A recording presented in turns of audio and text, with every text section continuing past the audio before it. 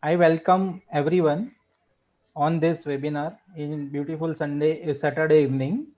Myself Chirag Kalaria, and I am the host of today's webinar from the sourcing and supply chain team. Today we have our guest Mr. Sumit Wadhawan.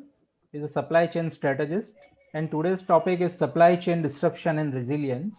This is our third webinar in a series, and it is also telecasting on Zoom as well as broadcasting live on YouTube, so people can enjoy from everywhere.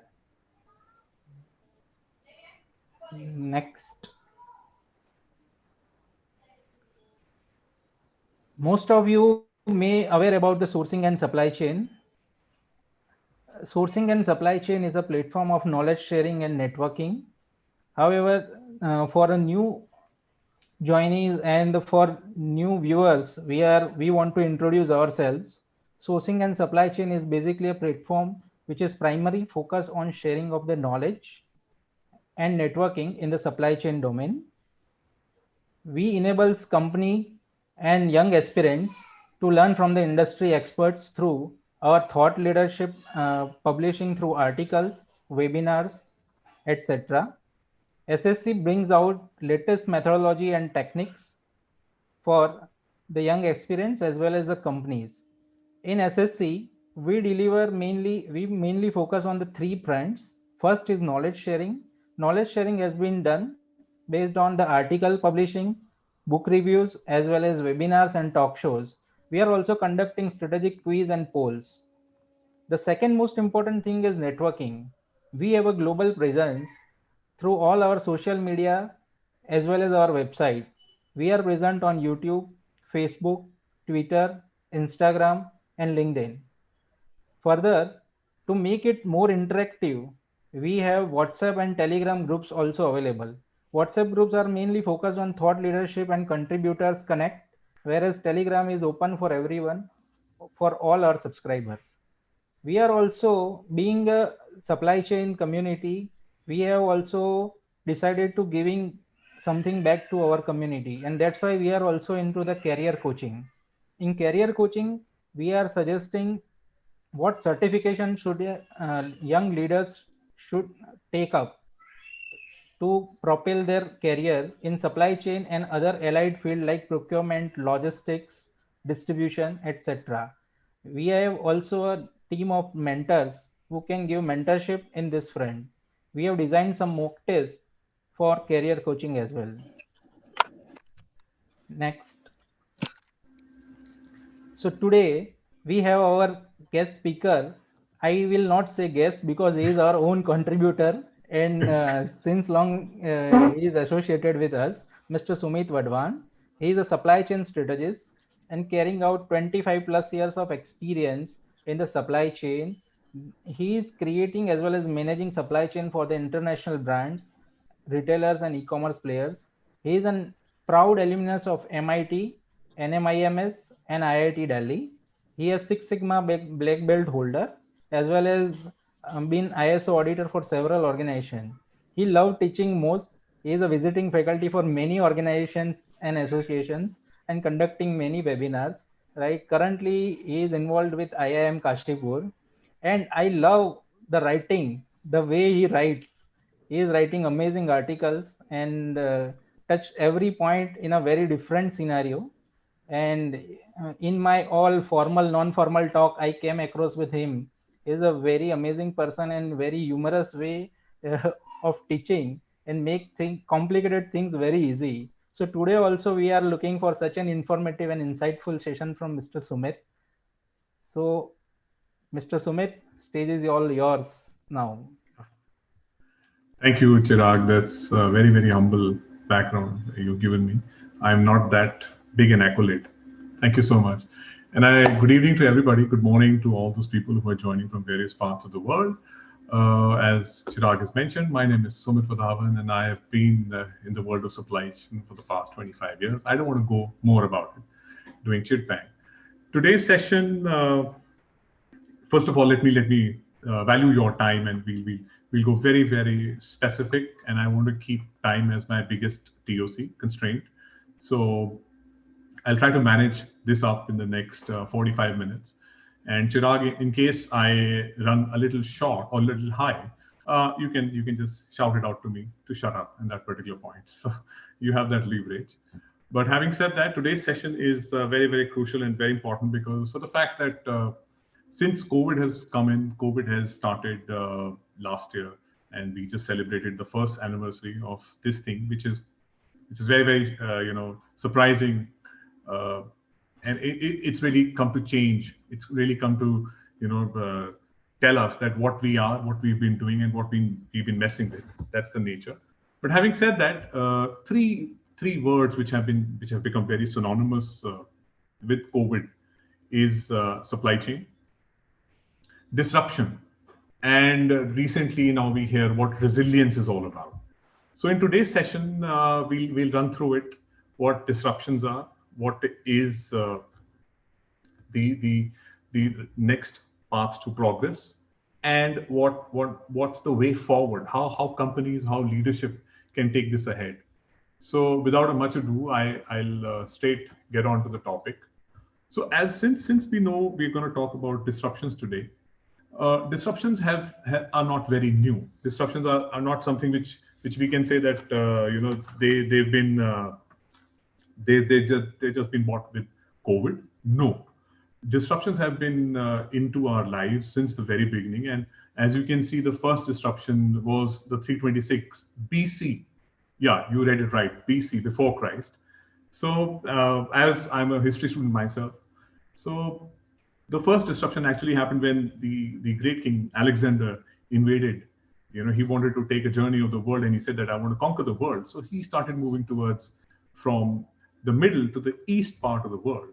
And that's where, when he touched Indus Valley civilization, Indus Valley, so he was very, very powerful. He was very, very strong in terms of his army, but something happened that he couldn't cross the India. He was not able to make further ahead of India. And that was again the first time recorded was a natural disruption by the monsoons. Alexander the Great King was stopped by a disruption called the rains. He had never dreamt that he could be ever stopped, or he was invincible in the human terms, but he would be stopped by rain. So the first known disruptions to humanity was the Alexander the Great.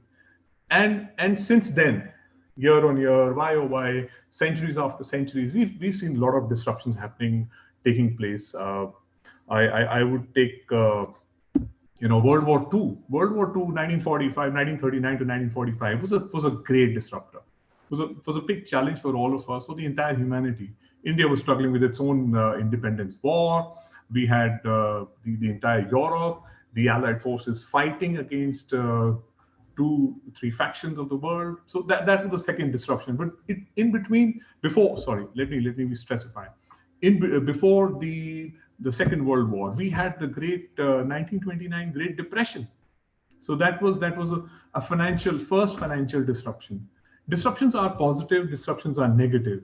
The first positive disruption was when the engineers way back in 17th century, they discovered oil. So that's where the advent of the first industrial revolution one took place in Europe, specifically in England. So that's where the steam engine was brought in, and the human labor industry became mechanized. So that's Industry 4. That's Industry 1. So that's our first disruption. Second disruption, post World War, we've had several. If I can be counting on the past 20 years, I think we've had in 2003, 2002 or 3 we had the SARS. In 03, 05 we had the bird flu. In 08 and 010, that's 2008 and 010, we had the second depression, the Lehman Brothers. So that's something, the Great Recession we call it, where the stock market fell and the entire world was taken aback. So the Great Recession of 2008 and 2010, followed by the grand old the tsunami in Fukushima, that was in 2011, 2014. So there are plenty of stories, and there are plenty of incidents which have happened and changed the entire mankind. They've changed the entire scientific, economic, and the social well-being, how people think, what disruption stands for. Because I firmly believe change is constant. There's only one, when we study mathematics, change is constant, and constant is change. So these things are totally completely married to each other. Change is constant and constant is change. So disruptions are bound to happen. We need to analyze how are they happening. Are they positive? Are they negatives? Everything takes out the muck out of it and gives the best out of it. It's the way we see disruptions to be. And 2014 we had the Ebola crisis in the that became one of the pivot think that yes, there's some kind of viruses which are happening in and around, and then we had the MERS, Middle East SARS, and now we are followed. We are all being affected, impacted by COVID-19. So I don't want to dwell about it, but this is the history part of it. That why disruptions? Why do we talk about disruptions so much? And what do we gain or what do we stand to lose out of these disruptions? So like I said, so 326 BC, 1939 to 1945, and the Great 2020. So what actually disruptions are? How do you define disruptions? So disruptions are practically something which changes the entire course. I don't want to go more about it. So let's talk about today's roadmap. So today's roadmap looks something like this. We've got these popping balloons out here. So first we'll talk about disruption versus vulnerability, which is very, very important, necessary. Today we talk about it. Second, we'll talk about the VUCAs. Chirag, our host today, has written very, very extensively about VUCA. So people who are interested to learn more, know more about VUCA, should go and check out our site, wherein he's written very beautifully about the volatility, uncertainty, and the ambiguity of the world, VUCA world. Third, we'll talk about the reasons and the risk assessments. Pardon our spelling mistake; it's a little error on the reason, but that's okay. Fourth, we'll take the road to resilience, from disruption to resilience, because resilience is the word which is coming very, very often nowadays. In the past 2 months, I read so many journals, I read so many newspapers, I hear so many conversations with the global leaders. You hear the word resilience. Resilience. What is resilience? The world is moving towards resilience now. Post US elections, now there's a wave of the vaccination coming in. The vaccines are coming in. Well, that's a separate discussion altogether. I don't want to dwell on this today. Then we'll take on the fifth line of action would be our strategics and leadership. How from disruption to vulnerability to resilience. What is the roadmap for the leadership to take? What are the leaders supposed to do? And what's the numbers they're talking about? How the course of disruption to resilience is changing? And what are the key suggestions in my point of view? I'm going to share those thoughts. And finally, the Great Reset, which is what I call this entire phenomenon is a Great Reset. So let's go kick back on this. So our first topic for the day is disruption to vulnerability. So what is actually disruption? Like I said, disruption, a supply chain disruption which is sudden, which is not foreseen, which is completely unforeseen sorts of crisis, which impacts, which has a very longer impact. It can be a smaller disruption. Let's say you don't get food in your house because you've misbehaved in your house. So that's a disruption. You don't get food there. So that's a disruption. Or you haven't got your veggies, you've not done your groceries for the day, and your partner is shouting at you. So that entire thing is a disruption. In the entire course of disruption, it has a very, very negative connotation. We don't use disruption at a very positive level, but like I said earlier also, disruption is negative and is positive. COVID is here to teach us what we should not be doing and what we should be doing. So change is constant is change. So let's get that line a little in front of us, and then we can understand what I'm trying to build upon the entire roadmap. Then comes your vulnerability. What is a vulnerability? I am vulnerable. I'm somebody who gets impacted. I am somebody who has not prepared its supply chain for the disruption. So I become vulnerable. Anybody, any organization, any supply chain which has not foreseen the circumstances, which has not done their homework well in advance through data analytics, what we call today, or through any processes, any processes which they lack in terms of their manufacturing, in terms of their sourcing, in terms of their supply chain management or supplier management. They've not done those processes well in accordance to their customer and to their upstream. So those organizations or those kind of supply chains, they become vulnerable to these disruptions. So it's basically a gap analysis, what we check, but it's a gap of the internal capabilities of the supply chain, which is not mature enough, which is not very mature enough to handle a disruption. And COVID has taken, or COVID has shown a lot of these vulnerabilities in most of the organizations. When I say most of the organizations, yes, most of the organizations and many countries, governments. We've seen that there's a lot of vulnerability for the governments in terms of the fact that they were not prepared to handle this kind of challenge. They were not prepared to handle this kind of disruption. They were not able to understand what could be the extent of this disruption would be.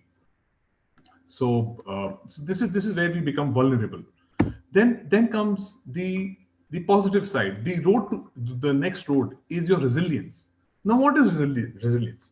We I hear a lot of these resilience word, like I said, and you must be reading or hearing this resilience. So resilience is also the elasticity, the ability to be prepared, to be less vulnerable for the disruptions, the response, the TAT, the time to recovery. One of our writers in our portal, Mr. Sampath Rath, has written a very beautiful article on the same, the supply chains resilience strategies. I'm sure, I suggest to all the listeners today that you must go and read his article on this as well. He's written very beautiful on the supply chain resilience. So the road to recovery, the ability of the organization or the supply chain to come back into action after a disruption has taken place by being vulnerable is called resilience. So it's a very long term I'm using, but those who want to take some notes or those who want to understand, so they are all interrelated. They're all married to each other. The disruption, the vulnerability, and resilience. Higher the resilience, lesser would be the vulnerability, and minimal would be your disruption. So there are a lot of softwares available. There are a lot of supply chain analysts can help you a lot on this part of it. Moving on. So what actually COVID disruptive? What is COVID disruption? When we talk about it. So what it has actually impacted us. COVID has, first of all, definitely economically, it has eaten a lot of jobs. It has taken away a lot of bread, not from, let's say, a particular community, not from a particular country, but as a supply chain, because supply chain are the bonds, the chains. It has impacted everybody on the jobs. So we see a lot of disruption, people losing their jobs, people getting half the salary, people not getting their bonuses, or companies surviving, companies just trying to make their ends meet. There are a lot of companies which have filed Chapter 11 in the retail sector. Today is December 12th, and they call it the Retail Day. I call it the World Retail Day. I call it the Bloodbath Day, because retail has suffered a lot. So jobs is one of the disruptive factors. Education. So when I talk about education, education is another area where there's a lot of disruption we can see. Our kids not going to school in India. I'm sure for all those people who are joining in from outside India, from various time zones. In India, our kids have not been to school, especially I'm talking about in terms of Delhi. They've not been to schools. My son has not been to school since March this year. So the medium of education, the way they are learning things has changed. which we all have seen. So this is disruption. This is part of your disruption. Very important, female workforce. Not much is being written on it. Not much is being talked about it because, like they say, it's a man's world, but I differ here. I completely do.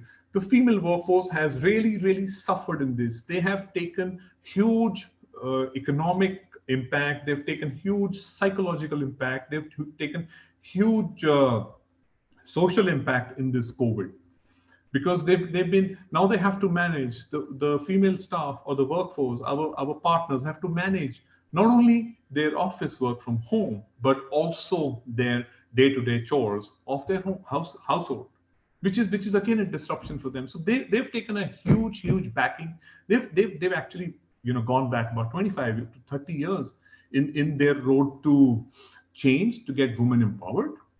But I see a lot of women, leaders at the top. You could see Jacinda Ardern, the Prime Minister of New Zealand, Angela Merkel, the Icelandic Prime Minister. She's a great woman, and of course now who can not forget to mention Kamala Harris, the Vice President of the United States. So there's a lot which is going on. Work from home, again a disruption. We all of us will be like, if I don't go to office, my office is going to stop.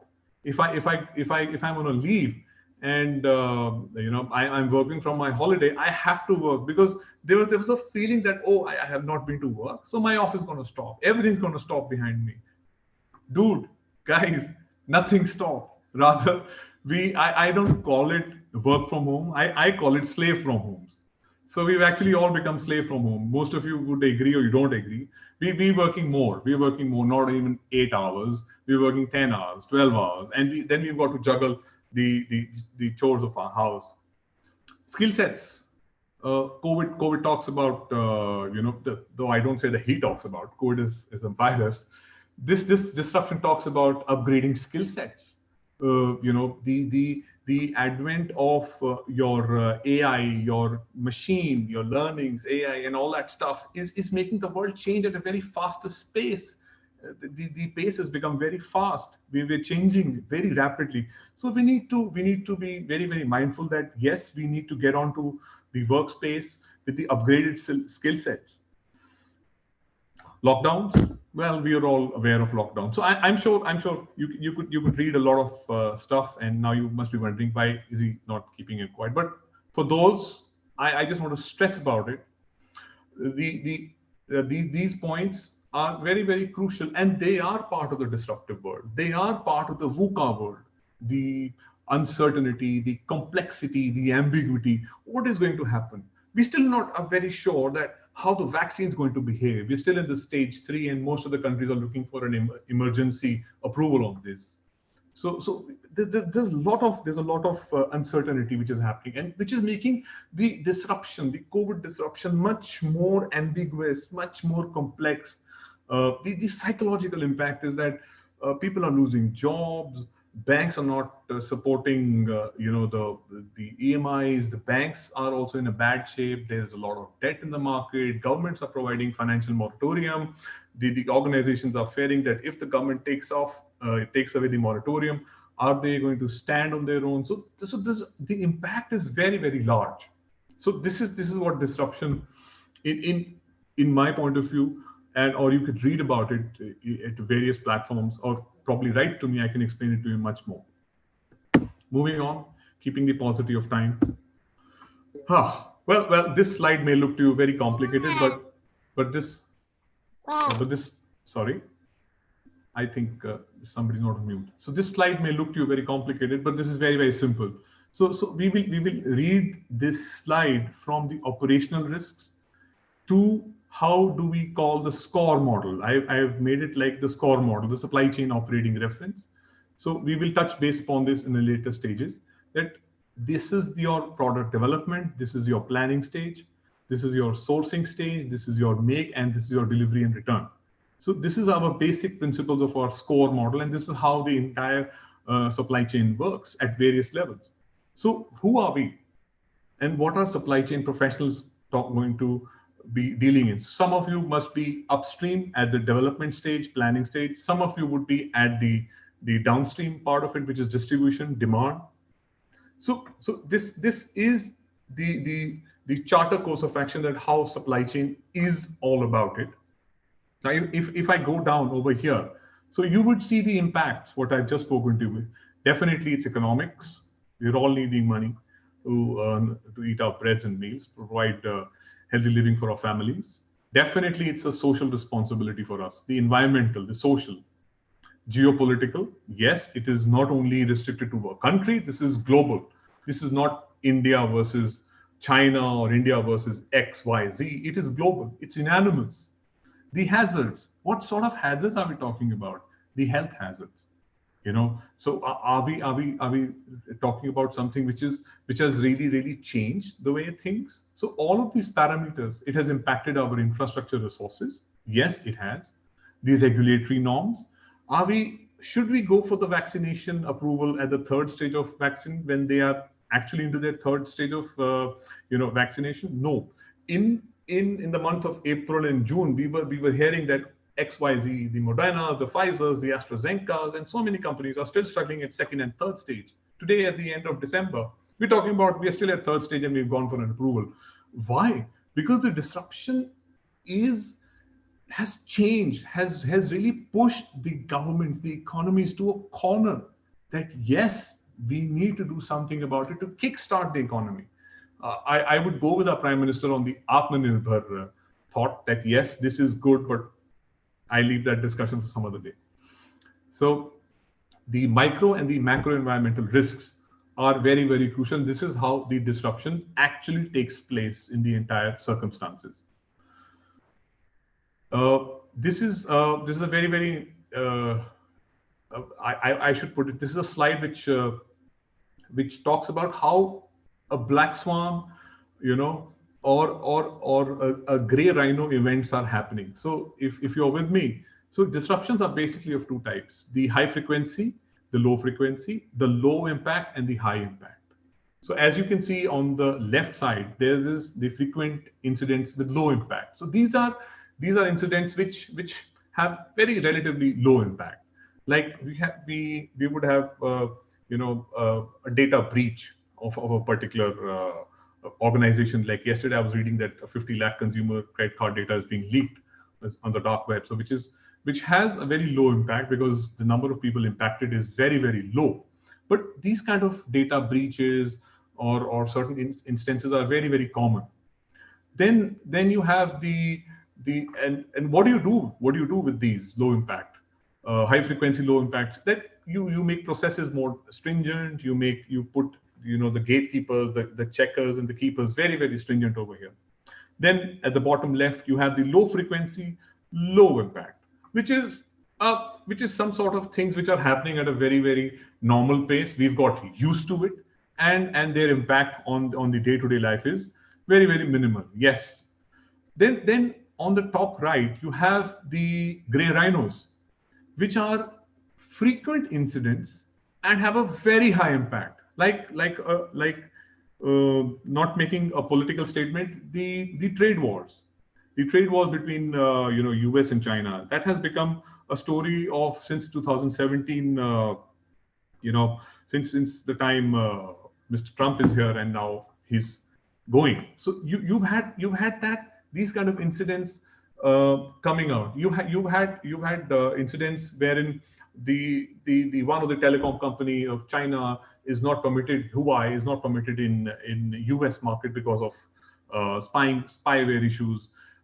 That impacts the communication. You would have examples like a terrorist attack. So that's something which is very unfortunate. That is something which is very totally condemnable. But these have become very way of life. Scams coming out, data breaches at a larger level. That's again. So that's a gray rhino, which you can see a picture. And finally, you have the COVID, which happens once in a decade or once in a century, and leaves a very lasting impact. So this is the black swan event, because out of all the swans you see, most of them are white color, but the black swan event, actually there's a black swan.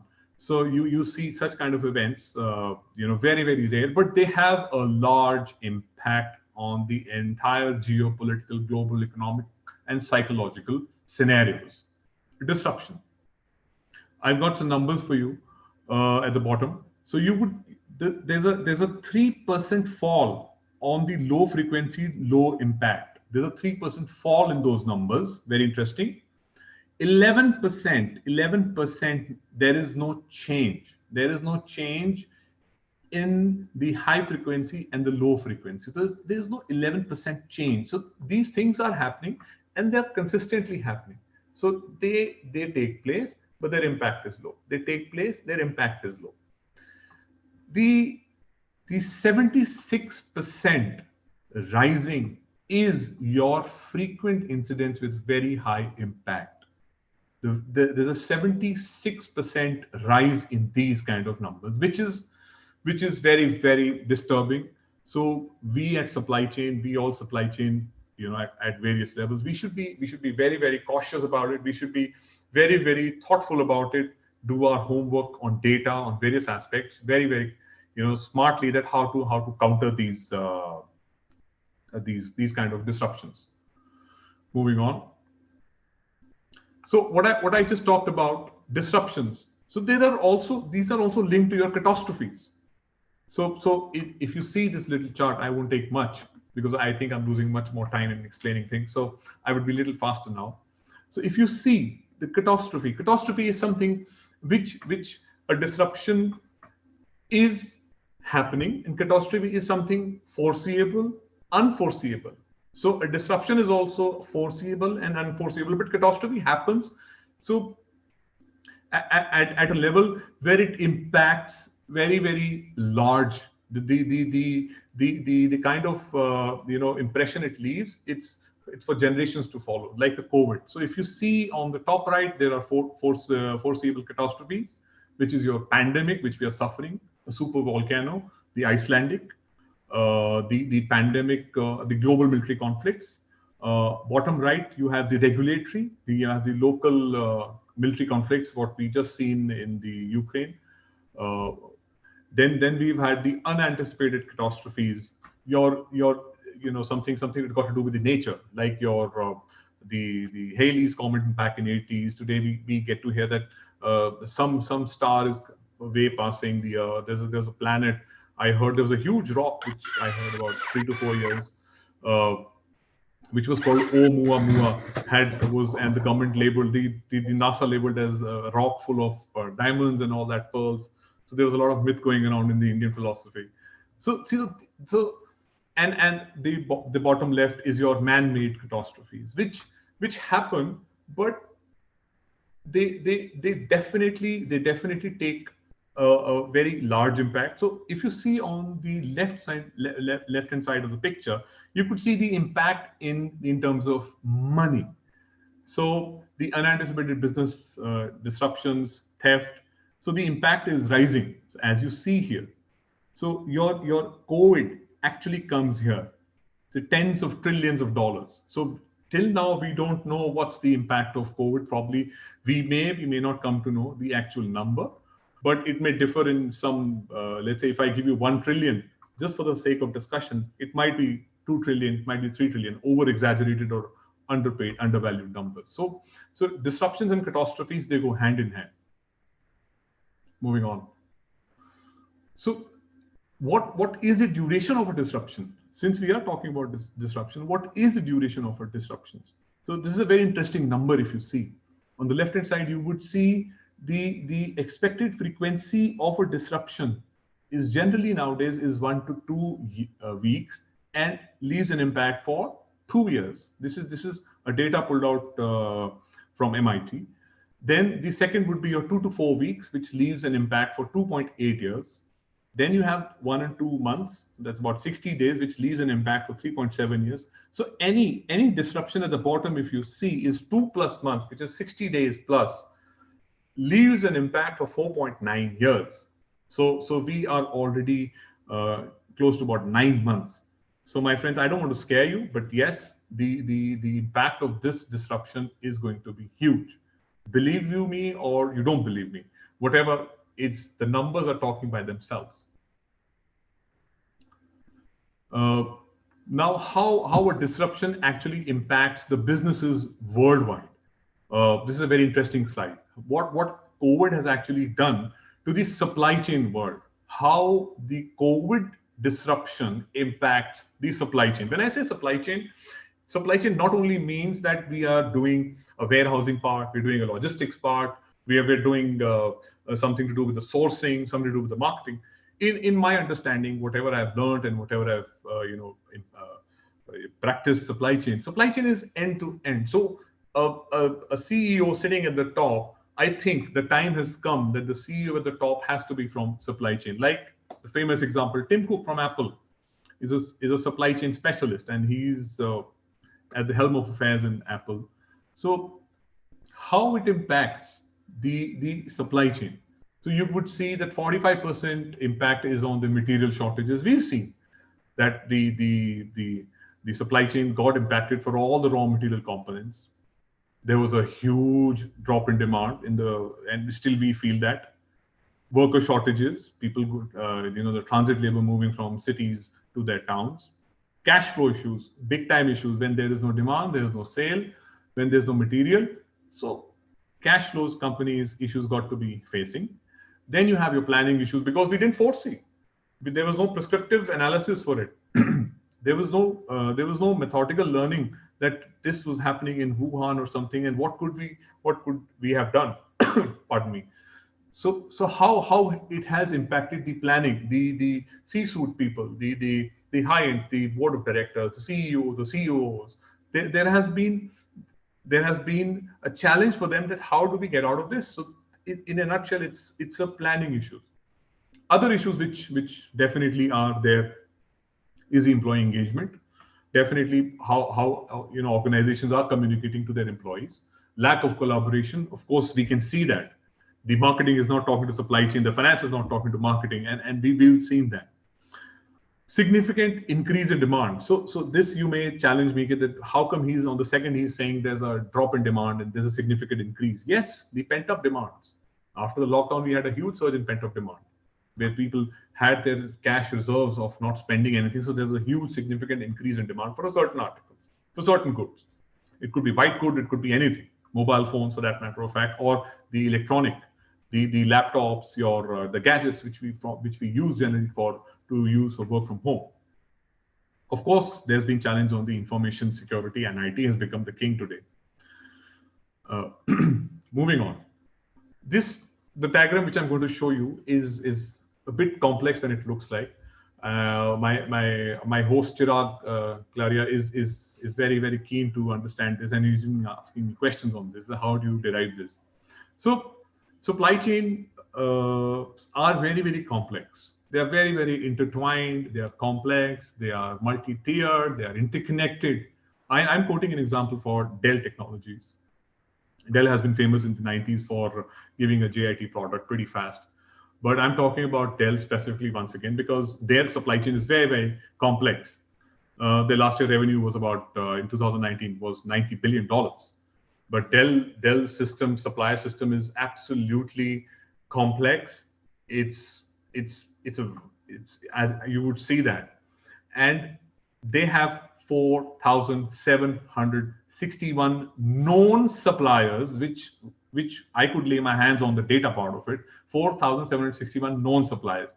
So when you have a supply chain like this, you are bound to be very very vulnerable. You're bound to be exposed to disruptions. You're bound to get onto stuff where things they generally go out of hands. So supply chain for Dell, and this is just a Dell. So we would have, if we all dwell into our supply chains, we would see that our all supply chains are also very complex. There would be tier 1, tier 2, tier 3, tier 4 suppliers and suppliers and suppliers.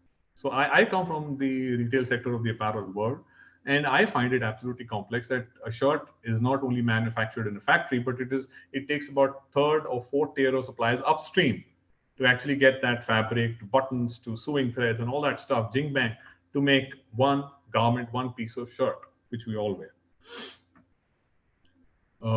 Moving on. Since we talked about the challenges faced by the supply chain, so now I'm taking your attention towards the supply chain disruptions sector wise.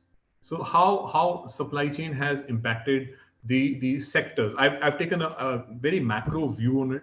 And if you see on the left hand side of the picture, you would see the advanced industries, which are your IT, which are your electronics, which are your white goods. I've taken that into as an account. Then followed by the chemicals, construction, engineering, infra, consumer, and logistics, transportation. Why transportation at the bottom? Because the transportation and logistics are the people who actually move everything from A to B and back B to A, from the upstream to the downstream. So if you would see, let's take an example of construction, engineering, and infrastructure on the third column, you would see that these disruptions has impacted their revenue and their customer satisfaction. So starting with worker shortages, to material shortages, to planning issues, definitely to cash flow, and a huge drop in demand. So if you see these data, you would see that how the disruption has actually taken place, how disruption has actually impacted the industry in their 5 buckets. So these are 5 macro buckets with the 5 macro industries. So how they have impacted. Let me tell you, I'm happy to take any questions, though I'm running a little late. I'm getting messages on messages. So we've seen disruption. We've talked about vulnerability. We've seen how things are not in the right perspective. Things are in the COVID world. We were pre-COVID. We are in COVID. According to some statisticians, we are moving out of it. Having said that, I take the liberty of those set of thought leaders. I am presenting my case for a supply chain to supply chain disruption to a supply chain resilience part of it, which I call the Great Reset. This is the reset for all people. It's not a tragedy for not only for economically, it's a tragedy on the humane side. So this is my thought process on the Great Reset. on supply chain terms, I would like to thank our writer Sampad for giving me ideas and definitely picking up clues. So what is the Great Reset for a supply chain organization? What they should be doing? First, definitely increase your supplier base. We're not only China. We should be China plus one. We're not only Vietnam. We should be Vietnam plus one. Spread your risks. Spread your risks. That's very, very crucial for all of us to understand. We have to do that. Secondly, is your safety stock. How are you planning your inventory? Inventory management has taken the crux of it, has come into the front that yes, inventory needs to be managed properly. We need to have our numbers, what we have at the upstream, what we have in our in the warehouse, what we have is downstream. Inventory has to take the lead, and inventory with the safety stock has to be managed. It has to take an account. Whether we take the EOQ models, whether we take the demand planning model, there are a lot of softwares which are available in the market, which are not only dealing with the past data, they're also descriptive. There are descriptive softwares available which talk about how to manage your safety stocks and your inventories. Innovation. Yes, innovation is knocking on our door. We have to innovate. We have to get into the industry 4.40. It is time that we start adopting the innovative mantra. We need to get onto the fact that yes, innovation, the newness, the customer wants something new. They are running a paucity of time themselves. If you take an example, the touchscreen phone has changed the way we think, has changed our huge attitude towards the patience level we have. If I don't get a news particular on a screen phone, I keep touching my phone time and again. That's the patience level which it has boiled down to. And it's not only with us, it's with everybody. The baby boomers to generation X to Y to Z, the millennials included. So the innovation has to be there. The customer wants something new. We need to get it there. We need to move on. think beyond the customer. That's the innovation. Automation, of course, for all the manufacturing people, automation is the key today, though it may have impact. I'm very candid about it that automation has an impact on the jobs. It definitely has an impact. But how do you mitigate that risk of impact on jobs is for the organizations to upgrade the skill set of the people. Like I said in my initial thought, that skill set upgradation is very, very crucial. Of course, additive manufacturing, how are you going in terms of your not only automation, your thoughts on your computerization, on your not only that's a bad word to use, on getting into the industry 4.0 with your AIs, with your MLs. Definitely, last not the least, the process on the shop floor. The process on the shop floor. There's a lot of, since this thought actually comes from my Six Sigma mindset, that yes, I see a lot of waste, a lot of mura in the Japanese terms on the shop floor. So the manufacturing process, the JITs, the Kanban, the Kaizen, and all that jazz has to come into being. Not only it's not a mantra for only for the automobile, Japanese automobile, the Toyotas or the Marutis of the world need to do that. We all have to get into that space and take the thought process of a continuous manufacturing flow or the various techniques given by the Japanese to us. Moving on. Don't go on too much on this, but this is again a very, very interesting study which I came across and I'm sharing with you. How now since we are on a road to resilience, so just imagine that we are off COVID, we've been vaccinated. So how the road to resilience is looking like. Now these thoughts 1 to 7 are actually the correct numbers picked up from a report of Deloitte's recently.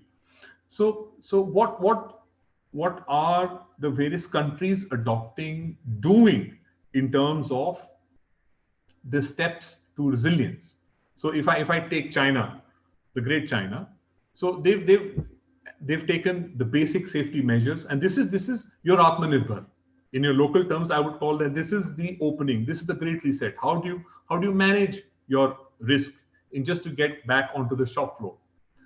So the basic top priority is your safety measures. I'm talking about China, factory or a unit disinfection. This could be your office if you're a supply chain professional sitting at a corporate. This could be your floor disinfection. The safety, reconfiguring common areas, travel and health history of the people, the staff who are moving around in and around the office, and how are they moving. This is very essential. Work from home. Reconfiguring your shop floor.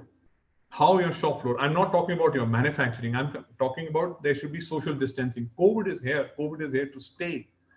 And staggered shifting teams, that you make clusters of your teams, 10 people here, 10 people there, and start moving around those teams so that there is less interaction between them physically. There's more safety procedures, which I'm talking about in the first. There's much more safety to those people, because COVID is not only an economic emergency. COVID has to be taken as a medical emergency. Yes, it is a medical first, then economics.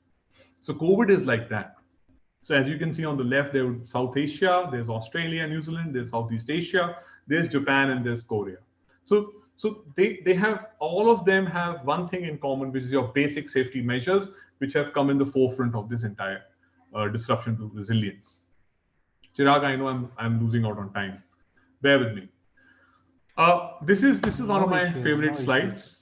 I call it the Swiss cheesecake, and this is a theory that when we talk from point of resilience, we definitely talk about what is our risk management. How do we cover our risks? How do we manage our risks? So on the left hand side, you would see there is sources of risk, which is the entire risk ball game together.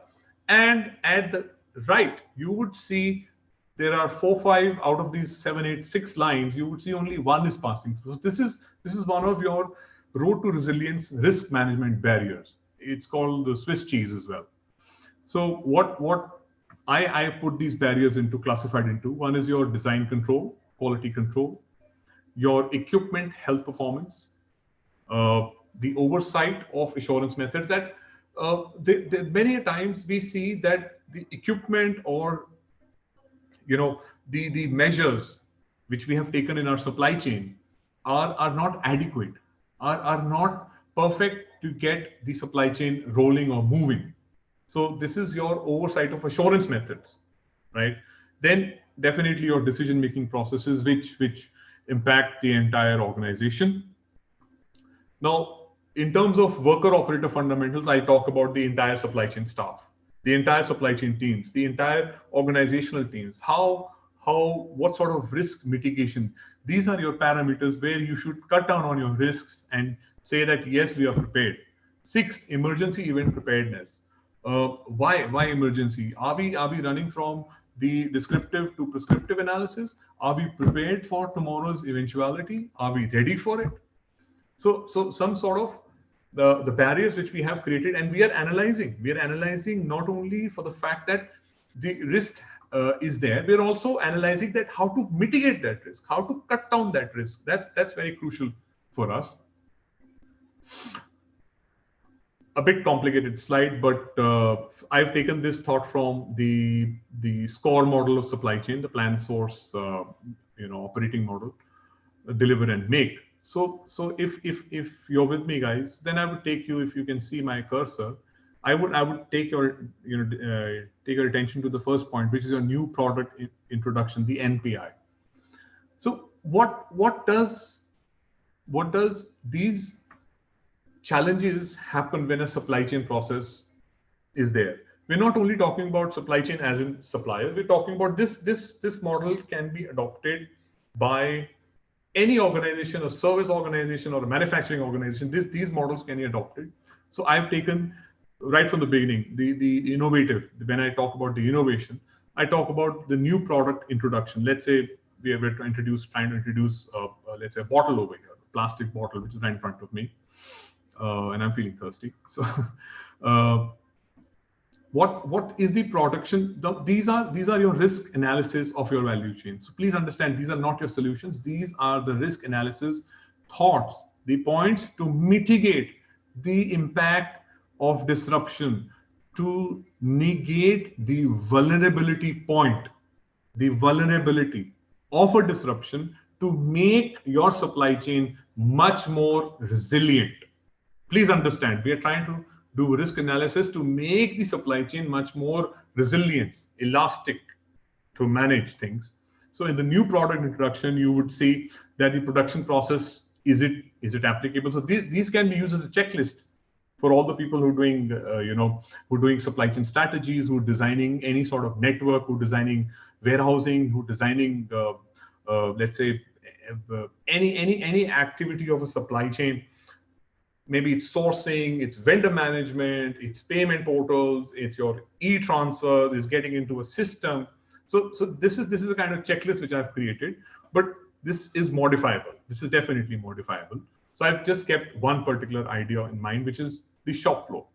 So I won't talk more about it. So let's get straight into this. The production process is not robust. Cost and time is exceeding forecasting. Failure to meet regulatory standards on quality. That's my new product introduction. So PDCA kind of stuff. Planning, changes in macroeconomic environment, which is your COVID. Lack of data transparency. Planning is very, very crucial when you're introducing a new product. So how does this function? Sourcing, definitely your norms. Sometimes we see, not many times we see a product being recalled, like the Toyota seats. They were being recalled in US, I think a couple of years ago. Disruptions. These are all disruptions and the risk mitigating factors for a disruption. Supply shortfall, vendor management, supply stoppage, disruption, raw materials not being there. The manufacturing part of it. Again, standards, regulatory compliances, unit being shut down, process disruption. There's fire, there's earthquake, there's any sort of disruption. There's labor unrest in the manufacturing part of it. Then you have these are the make internal, and these are your make external. Very important to differentiate between these two gentlemen. So make external would be, if you're outsourcing a particular product. Let's say I see a lot of product being outsourced in my world the apparels to China, to Vietnam, Cambodia, Bangladesh, Pakistan, India, blah, blah, blah, in the Middle East, in the South American. So what are the parameters they have taken, which is similar to what we have done in our own manufacturing internal, which is very similar. And of course, finally, the illegal interference from a third party when there's a delivery out here. This is your competitive point of view on a supply chain disruption. When we do the Porter's 5 theory, so you would see that this comes there. But having said that, I try to add that into today's PowerPoint as a risk analysis, as a risk mitigating point. So what are my strategies for resilience? Very, very important what we just discussed. Multi-sourcing, spread your supplier base. Number one, nearshoring, get it as close as possible. America, after the trade war from China, is not only American companies are not only dependent upon China, they're also moving into the South American base. They're also trying to move into the European base. But due to the high number of the high value and or I would put it, the high wage structure in Europe, they are thinking of South America. Platform, product on plant harmonization, very, very important. That we make products particular to a unit, we make products particular to an area, that this product XYZ has to be from A+1 factory. This product B is from C+1 factory, or A dash, B dash. Ecosystem partnerships, very important. How do we see these partnerships? The new supplier, the supplier is the partner in progress. The supplier is your partner in progress. How do we collaborate? It's no longer that you're a supplier, I'm a buyer. No, it's more of collaboration to mitigate your risk. Please understand, to mitigate your risk. Inventory and capacity buffers, like I mentioned, inventory. Keep your capacity buffers, keep your inventory buffers, manage your inventory well, use numbers, use data, take out as much data as you want to of your product, of your competitor's product in a supply chain scenario, to get as much to the decimal point of your inventory forecasting. Data analytics, data sciences, very, very important for us to get much more resilient, much more flexible. And finally, manufacturing network diversification. Again, we are moving from China +1, from Vietnam +1, like India has got a contract from Apple now to manufacture their phones. So Foxconn China would be Foxconn India pretty soon. So these are my certain suggestions for resilience. Leadership. What leadership at the top level is thinking? Numbers I picked up from MIT again. What leadership is doing, the C-suite, the three important points they are doing as a businessman, as a MSME, as a small scale supplier, what you should be focusing on.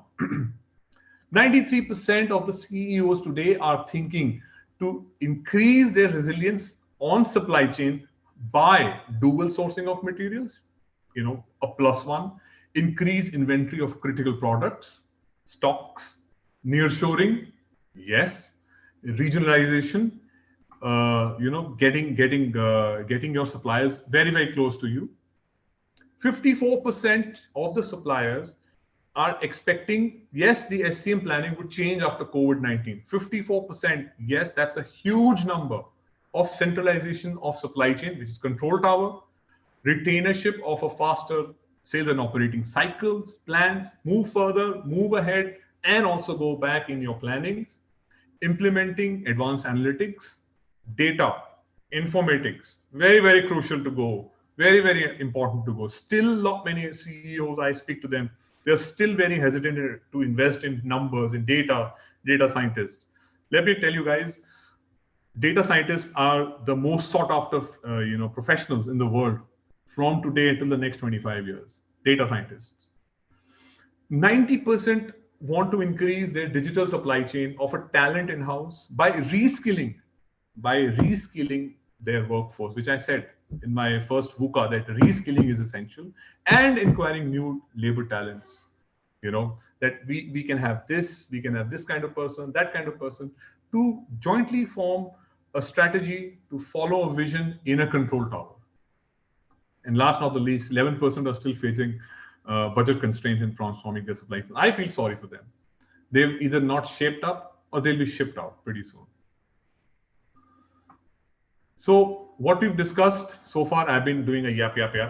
I've got some more people bored, but what we were or what we are currently before a disruption of a supply chain, this is how it looked like.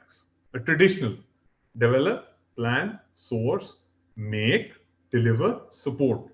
Cognitive to sensing to manufacturing. Okay, I've got an apple, I've got an order for a basket of apples. I need to go into Himachal, whatever, go to the farm, source it, get it, ship it. I buy 10 boxes, 5 go to customers, 2 here, 2 comes back, blah, blah, blah. Not interrelated. What I am predicting over here after disruption is a very, very interrelated supply chain, a supply chain which is coming out as one big, strong unit, which has your data in the center and it is synchronized across all channels, the upstreams, the downstreams, the blockchains, the use of data, your IT information, they're all together as one. That's what I strongly believe, that this is the future of supply chain. The new mantra is definitely visibility, flexibility, resilience, collaboration, and control. So your visit, how true is your supply chain? How flexible, how resilient is your supply chain? How collaborative is your supply chain? And what controls at the central tower you have to make your supply chain much more healthier, much more resilient proof, or disruption proof, pardon me, much more disruption proof, less vulnerable. How supply chains have recovered. I know I've just overshot the time, so pardon me for this. How supply chains have recovered in the regions, what we have seen after the lockdown. China has, shown a very rapid recovery within 2 to 3 months, with the recovery of 51% of their manufacturing to be going back to normal in the next 6 to 12 months, and a very, very 2% minimal impact on the longer lasting, the 2% minimal impact on the longer lasting supply chains. Then you have the South Asian market, which includes us, India, Middle East, Russia, blah, blah, blah. 45%, we are still less than that. 53 is yet to recover, and 2% we see a longer impact. Australia, New Zealand, that part of the world, the continent, we see a lesser recovery, followed by Southeast Asia, a little more lesser recovery, followed by South Korea and Japan, a little more lesser recovery. Though their COVID numbers are down right now, they have become much more resilient. They have following social norms, but they are taking it very, very slow. China numbers are always boggling to me, but this is it, what it is it. So I will still like to share these numbers with you. But let me tell you, these are authentic numbers.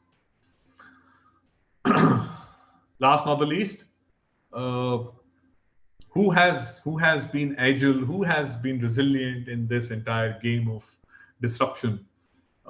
We could see that e-commerce like Amazon Prime, Netflix, Flipkart, they have really upped the game. Spotify, the music side, OTT, over the top platforms, the Netflix and the Amazon Primes, they have really been agile over here.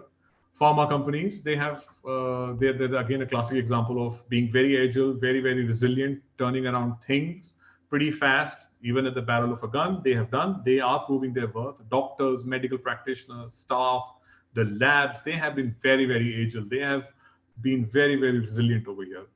The FMCG, definitely think global, act global mantra is again, they've adopted the Apples, the Samsungs, and the white goods companies. They have started to imbibe these principles of being resilient, and they have started saying, yes, we will think local, which is us, and act global.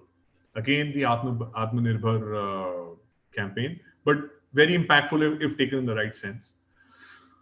E-payment gateways, amazing. we could see the WhatsApp being coming out with their money, the Google Pays, the Paytms. I mean, I personally don't feel like touching the hands of money because I feel very scared of doing that right now. Last not the least, the age-old game changers. The bankruptcy to bailouts to self-reliance. Very, very large subject to cover. But yes, the companies in US, the retailers, today being the retail day, they have filed, a lot of companies have filed their Chapter 11s of bankruptcies, the bailouts, but they are slowly and steadily moving out of their bailouts. How? By getting into the norm of selling through their e-commerce portals and not their BM, brick and mortars. So these are few examples which came to my mind of being agile, being much more resilient. On a lighter note, I would definitely, as Chirag said, that I have a little pun in my all connections. So on a lighter note, I would definitely say that 6 to 8 months ago, or probably a year ago, if somebody would have called you that, look, guys, I want to talk to you on a webinar or something through a Zoom or a Skype or the Office Teams, this was like a delusion. Come on, man. You don't mean business to me. You don't sound good to me. How can we do that? How can we have this? How can we have schools running on webinars? How can we have conversations, international forums, W Economic Forum, and all of these running on a webinar? But today is the real world when we are into a webinar. All of you people are being very patient. Thanks for my being yap and still not questioning. And you're listening here on a webinar. So this is from disruption to vulnerability to resilience. So I thank all of you. I think this is the end of it. And over to you, Chirag.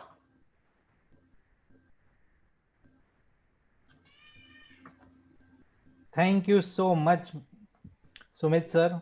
It's a roller coaster ride from disruption to resilience. And as promised, it's not that much of technicalities. You have just delivered in such a beautiful way and quite humorous. Delusion versus webinar, you are quite right. We all are now on webinars only.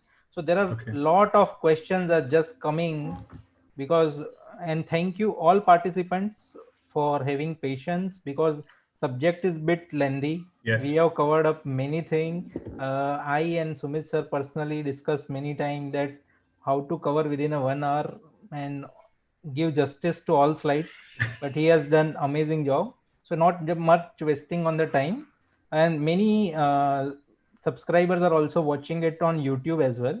So they are also asking questions. So let's make this forum open. We will take questions, but the thing is that we will make it very short and to the point and not big discussions. So looking to the positive of the time.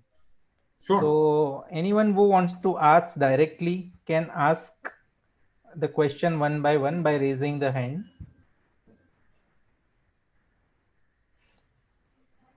I can start from Mr. Mohammed. He has asked, how do measure returns from all the investment taking place in digitization in supply chain? Oh, that's a very interesting question.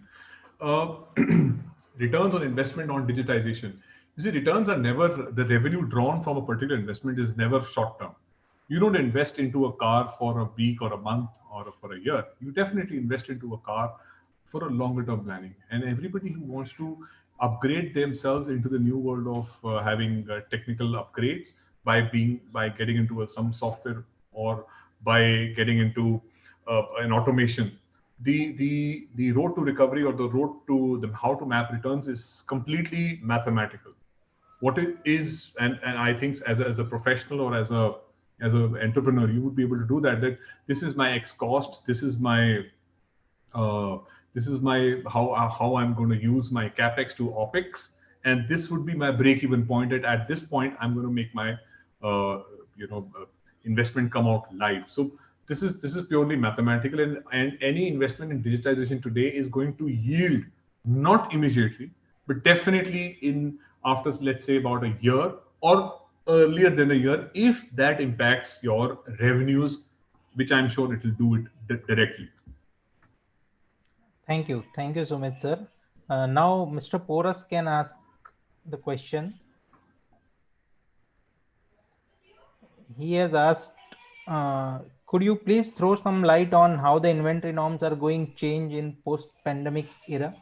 Yes, I will take a cue from Mr. Mohammed's earlier question. The inventory is going to be much more visible across all tiers of supply chain, right from your manufacturing to your warehousing to your upstream to your downstream.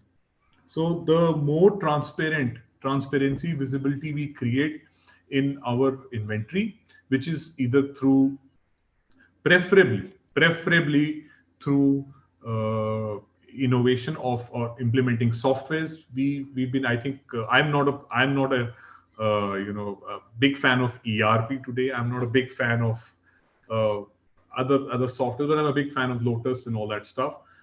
Inventory visibility is very much possible by getting into the line of your using a lot many software which are available, and I think that's the only way out, or by having a robust process wherein, which is definitely physical, and we've been following it for donkey's years, that yes, X to X part is moving from A to B following Kanban. From Kanban is one of the finest systems if you're into manufacturing, but if you're into e-commerce or anything, I think your solution lies with using a software. I'm not selling a software, but your solution lies in barcoding and using a software.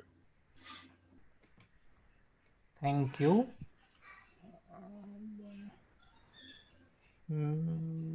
Just hold on. Sure. Mohammed has also asked, please explain on COVID vaccine distribution based on population worldwide. Interesting question. Well, if you pick up the Pfizer, it's -70. If you pick up the AstraZeneca, which is just tied up with the Sputnik of Russia, I heard this morning. Yes, a lot of data needs to be collected for whom it needs to be given. A lot of cold chains need to be created. Warehousing needs to be created. Logistics need to be created. Uh, at a national level, we are still gearing up to get that vaccine in house, and I think it's a very daunting process to the initiate the process of vaccination right now. It's a very daunting process, but it is possible. It is definitely possible. The this I think I would leave that to a separate webinar altogether. I have done my research on it, so I will leave that to a webinar. It is possible. Sure, we Data is can the do key. that. Yes, Yeah. anytime.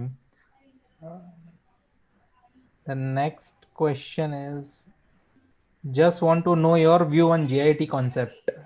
This is from Mr. Nandan Singh. Mr. Singh, JIT has not gone anywhere. It is still there and needs to be applied. It is. I've heard, pre-COVID, GIT is redundant. GIT should be going. No, GIT was there, is there, and will be there. Will be much more in demand. GIT would be replaced by your data.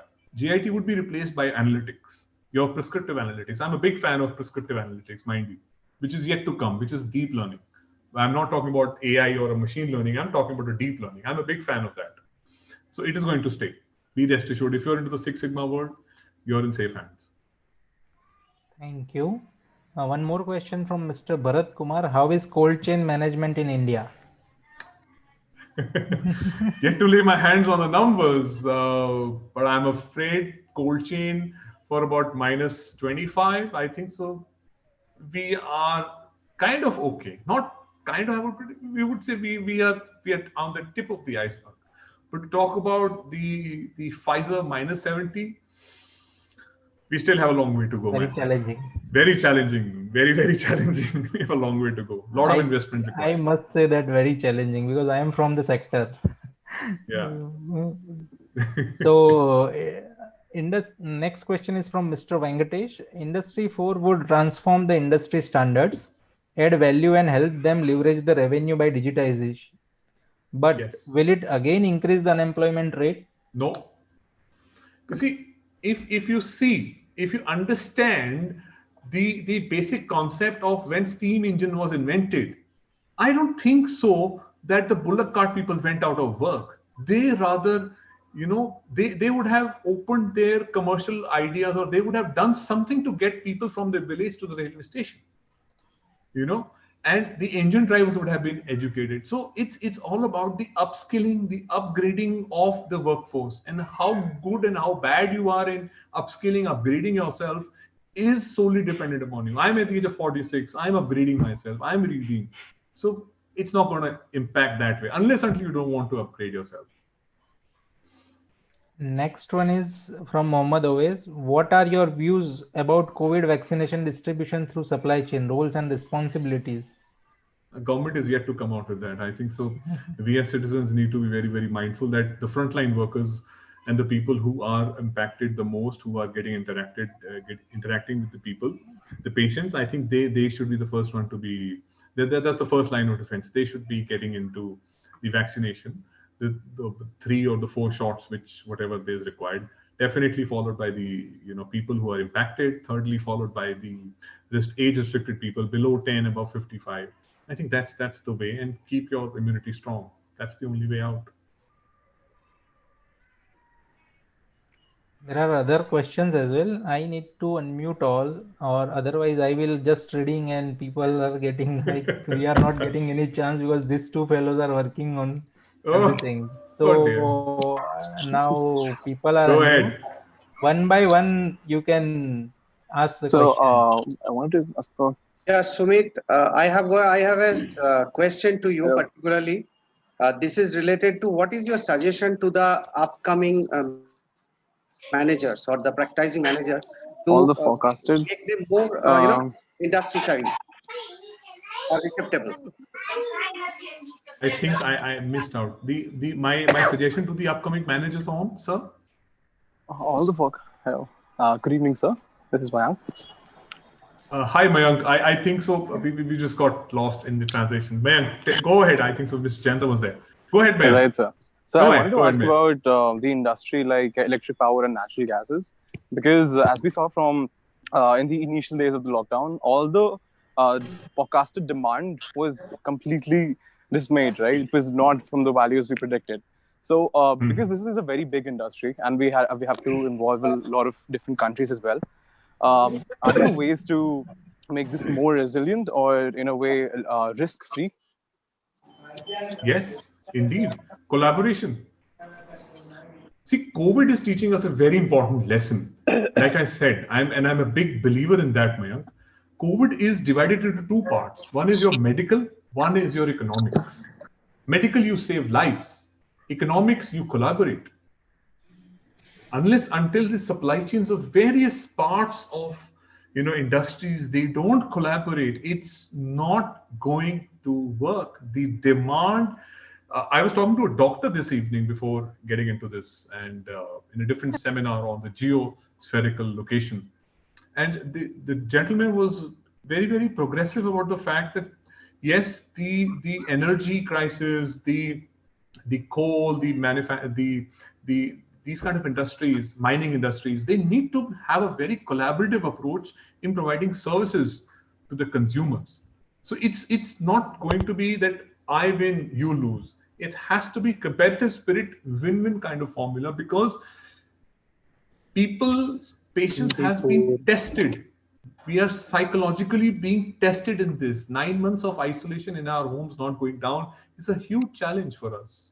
So it's a more of a collaborative approach. All right, thank you, sir. You're welcome. One question from my side. I'm Tatasu Thorat. I have just one question to you. Is there any impact due to COVID for the low cost country sourcing from countries like European countries due to long lead time from let us say China, India, like that? You mean to say the impact on the countries which have low cost of labor? Is that what you mean to say? Yes, low cost country sourcing. Low. Okay. So you see, the impact is there as long as the demand is not generated. You see, let's take an example for Bangladesh. Now, Bangladesh is the garment, one of the garment hubs of the world. It provides apparels to the entire world. the demand is slow of manufacturing in Bangladesh because the actual demand of the store is lessened because people are not buying. I mean, just take for example that I haven't bought anything in the past 9 months of a luxury. I've been using, not even bought a pair of shoe or a shirt or anything, not even a handkerchief for that matter of fact. So the demand cycle, given boosted by the moratorium efforts of the government, is going to really make an impact on the producer cycle, which is your manufacturing side of the thing. So I firmly believe that that's not going to change. Once the market starts to develop, the manufacturing in the low labor countries, the cheap labor countries, is still going to be there. Rather, it will be much more, provided these countries, the manufacturers, they assure their buyers about these compliances. Like I mentioned, the regulatory compliances. It's very, very important to have that in mind. Okay. And one more thing that due to lead time, let us say from India to Germany, it's around 5 to 6 weeks lead time. And if they are manufacturing nearby Sweden or somewhere Ukraine, then they are most probably preferring the countries where they have lower lead time. So in this case, how we can cope up with this issue from low cost countries? You see, nearshoring, like I mentioned, nearshoring is going to take place very, very strongly, and a lot of countries are looking at it. But if we are being challenged by the paucity of time, then you're again going upstream and going downstream, understanding demand sensing, like again understanding inventory. How do we do a demand sensing or a procurement sensing from from a buyer to supplier makes it very, very crucial. This is all, I would say this is purely mathematical, but we can still do it. The logistics need to come out very, very strongly out here. Let's say for a person who's sitting in Germany selling, let's say a pen in Germany, and he wants to source it from Ukraine. What are your theory of, if I put the Goldratt's constraints over here, that what is the constraint which is stopping him to come to India? So you need to map that as a vision. You need to map that as your risk analysis and counter it. Probably you may want to get into a, you may want to tie up with a Ukrainian firm, or you may want to see another source for that particular pen to be supplied to Germany. And there are a lot of companies which do that. India is not only hub for manufacturing Apple phones, it's also the hub for manufacturing a lot of CKD products for various companies across the globe. Okay. Anyone else?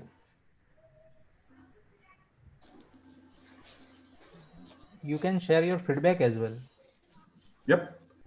So finally, thank you so much. I appreciate your time, and I am sincerely apologize that we've run out of time not to take your questions, but I'm happy to answer all your questions. You can contact me on the email address, or you can connect with me directly on the LinkedIn, or you can write to us. We'll be happy to answer all your queries. So I'm happy to connect with all of you, and it's been a great ride. Chirag, before closing, just one question. Yes. I have received from Mr. Santosh from YouTube. Yes. He was asking, as we are talking about supply chain resilience, how we can help small organizations to achieve this. They don't have funds to allocate, and better thing, they give employment to a huge population.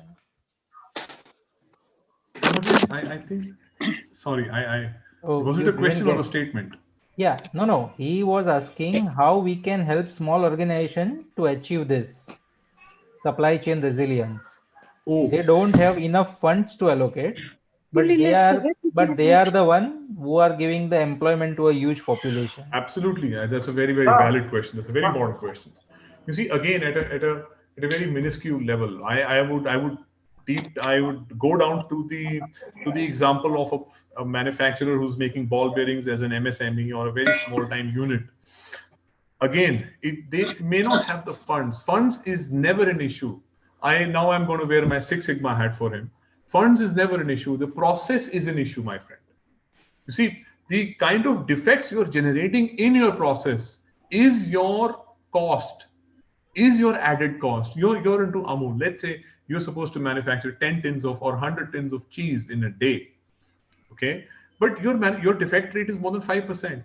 So you're actually making 95 good products and 5 products is your defective. So the cost of manufacturing and repairing those, not repairing, the cost of manufacturing those 5 units is going to be more than the 95 units profit coming from 95 units. Let's do some mathematics over here. Okay, so they may not have the funds, but the attitude towards giving a right product is very, very essential.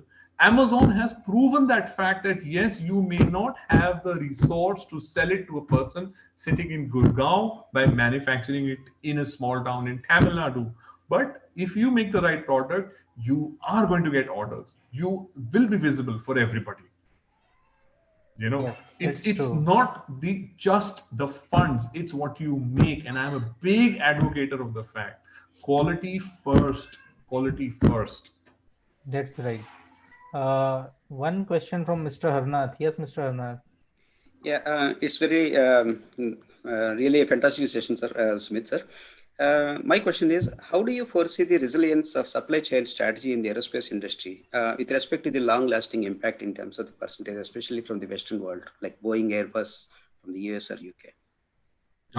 Boeing has been one of the classic examples for disruption 380, if you remember. Well, disruption, we've just, I think, yes, day before yesterday, Mr. Gentleman, the Tesla fellow lost his spaceship back. Again, it's completely boils down to 2 or to 3 attributes. Though let me tell you, I've not studied on the aerospace, but at a general level, it boils down to 2-3 processes, 2-3 facts. That one is your process of what you want to achieve in an aerospace.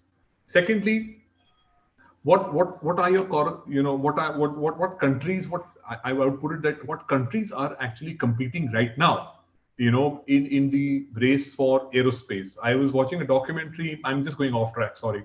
I was watching a documentary on the space race between Russia and America back in the 1969s, late 60s and early 70s. So both the countries were losing and winning. Russia had a much more loss because they lost the first man into space with their rocket not being perfect, but they were winning it.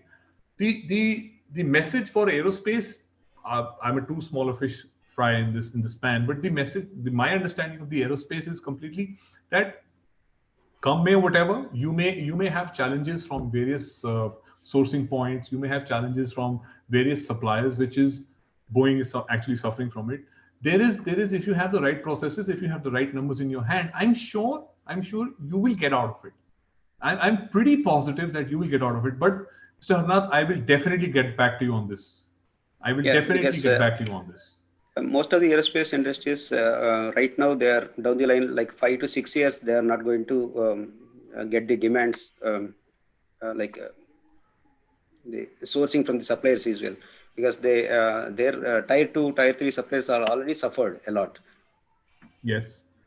The reason is very simple. Okay, let's put it this way. What the gentleman asked me, it's the demand, Mr. Harnath. It's the demand. Yeah. I'm not flying. You're not flying. No, none of us is flying right now.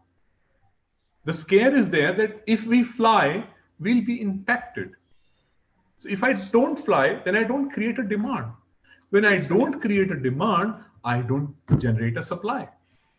So the vaccination has to come and get the wheels of this industry particularly moving. And let me add over here, Mr. Harnath, it's not only the aerospace, my friend.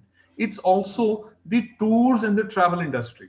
Yeah, hospitality. None of us has paid any attention to those guys.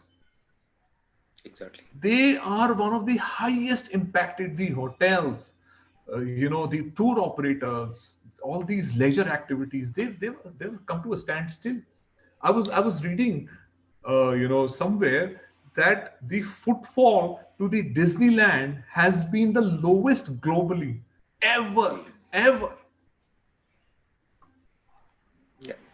Thank you, sir. Thank you. Pleasure. I'll get back to you on this, definitely. Thank you. Sumit sir, before closing, being a knowledge sharing and networking platform, we should definitely take one last question from Mr. Boras, and he is asking any suggestion for the students who are stepping or just starting their career in the field of supply chain. If you are starting your career in supply chain, my friend, golden era for you. Golden era. Believe you me, to all the participants, including myself, golden era. Who has been the savior medically?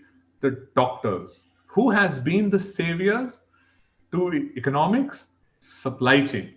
It's we. We demand, I demand a seat on the table of board of directors as a supply chain guy. We can deliver. It's time to integrate. It's time to hear us, listen to us. Just don't go, yapping on all the other fronts. We are an integral part of the system, supply chain. Understand, we are part of the chain. We are just not logistics or warehouse. We're just not people who can source. We're just not the people who are just going to be the last mile deliveries. We are just not the guys. We are the guys who will join all of you together. Have faith in us, believe in us, and trust me, if you're entering supply chain operations, you couldn't have entered on a better time. Like, you're a hero. Trust me, we are the heroes. And I'm not saying that I'm a supply chain guy and being pompous about it. Believe in yourself. We are the heroes. Ideal time to jump in. Go for it. Yes, it's definitely a great time to come to supply chain field. So thank you so much, Sumit sir. It's a really insightful session and informative session for everyone. I hope all our listeners have gained very good insights.